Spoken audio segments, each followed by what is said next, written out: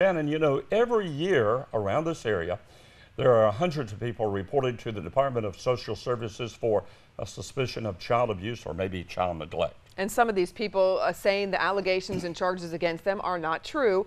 In fact, right now in Raleigh, this woman, Marty Peel, is about to go on trial to face child abuse charges. 2014, she's accused of taking her 4-month-old son to the hospital with several fractured ribs. But Peel says her baby has a vitamin D deficiency. Now we're learning there are more women who have said they were falsely accused for something similar. Carolina in the Morning, Stacey Pino sat down with one woman who's actually from our area. Stacey, what did she have to say?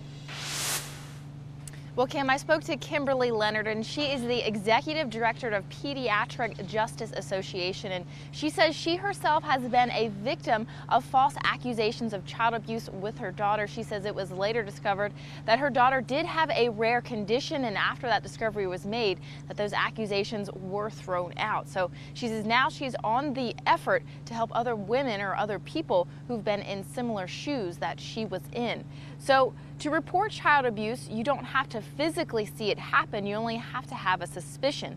And in some cases like Leonard's, she never even had a report. But when she took her daughter to the hospital, the medical professionals had that suspicion.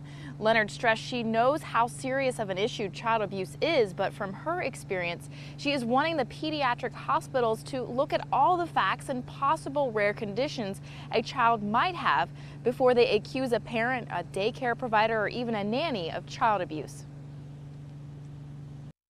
There needs to be more in-depth analysis before the conclusion of abuse is jumped to. We do not want to see children abused.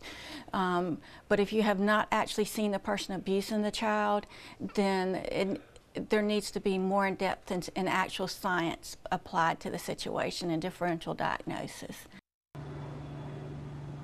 There is going to be a screening tonight that Leonard is hosting. It's happening at Thalian Hall at 7 o'clock tonight, and they're going to be showing the research document called The Syndrome. Now, this is an inside look of other people who have also been falsely accused. I'll break down a little bit more of what you can expect if you come out to this screening tonight. Guys, back to you. In the past 2 years, our state has had over 126,000 children referred to the local DSS agencies for possible abuse and possible neglect. And while many of those cases could be very true, we are hearing from some mothers who say they've been accused or even charged of child abuse, but they've never harmed their child.